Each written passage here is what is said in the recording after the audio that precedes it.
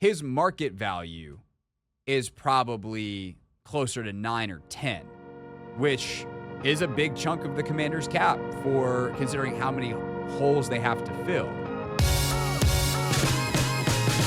Yesterday around this time, Russell and I had the conversation about Zach Ertz. And yes, like we were talking about how much you pay him, whatever. And I did a little bit more homework on this. And I don't know that they're going to be able to get Zach Ertz at the number that we talked about yesterday. Why not? Because Zach was ridiculously good last year. And like, I was thinking about it earlier today, and I was like, let me look up some of this stuff. And so Zach was, I'd say probably last year, like one of the 7 best tight ends in football, probably. You had guy like Kelsey. I know he kind of bonked out in the playoffs, but like he pushed 1,000 yards. Kittle had a ridiculous year. Bowers had a ridiculous year. Andrews had a really good year statistically. Didn't score a ton of touchdowns, but like still had a big year. But I think even some of the criticism that Zach got of like, oh, he's just people think he like caught every pass for 3 yards. Like Zach was, where is it in these notes? He was 4th in touchdowns, 8th in 20-plus yard catches, 9th in first down catches, and 11th in yards amongst tight ends in 2024. So if you think about, he was 8th in 20-plus yard catches. He was 9th in first downs. Like, this is a guy that moved the chains, and obviously we know what he meant to Jaden.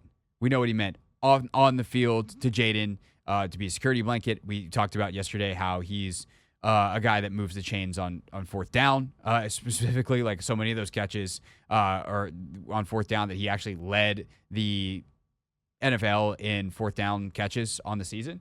And then you compare it to some of the other tight ends in the league, and this is where I had to like go back and look, and this is my fault for not looking this up yesterday.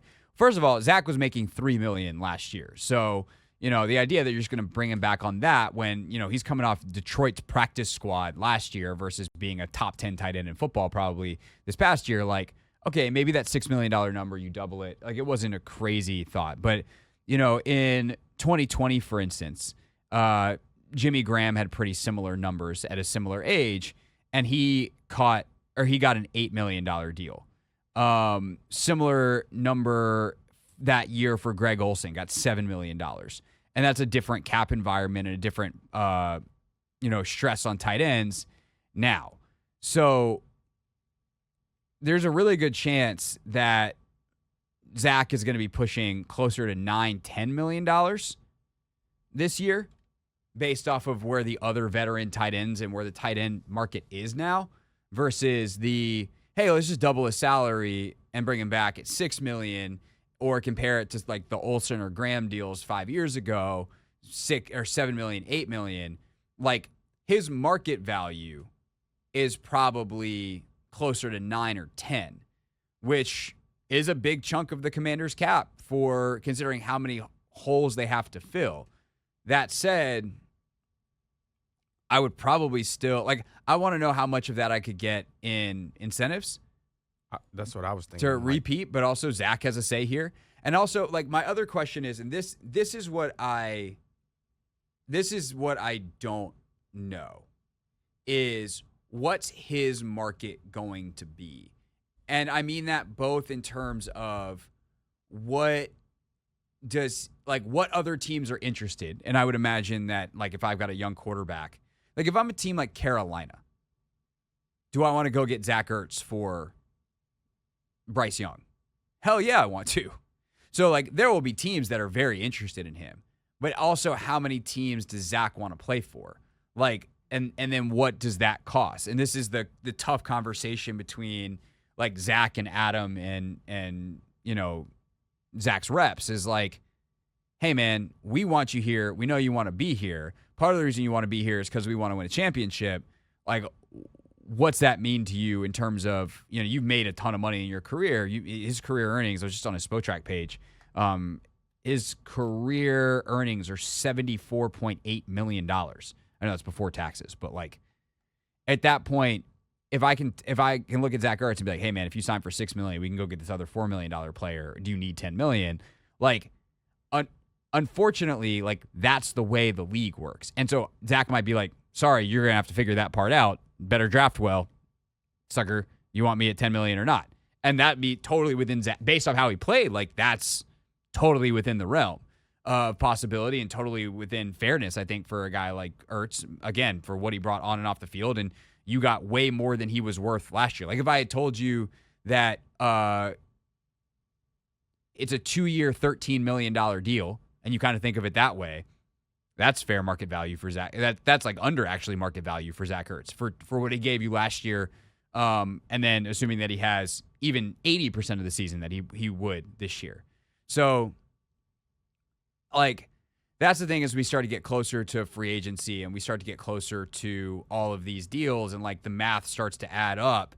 Like how do you make all these numbers add up is going to be a very interesting question. Cause then like, I think the same thing you ask about Bobby, like, right. I would love to get Bobby back on a 1-year, $6.5 million deal. Is Bobby willing to do that? Or is Bobby going to look at, say, hey, I was second team all pro. You got to pay me $10, $12 million because that's the going rate. Actually, I don't even know what the going rate for a veteran linebacker is right now. I got to look that up. But like, that's I think one of the, when we talk about bringing players back, like these are the questions that Adam Peters and company are having right now out in Ashburn. Yeah, but I feel like when you see the news on, Kelsey deciding whether or not he wants to return and how he looked in the playoffs, and I think you just got to understand, Father Time's going to hit. Not to say, Zach Ertz can't duplicate what he did this season, but you also got to understand, he also may be affected by, getting older. And for sure, but like, are you willing to look Zach Ertz in the face and be like, hey man, you just had one of the best seasons you certainly had the best season you've had in a while. We need you.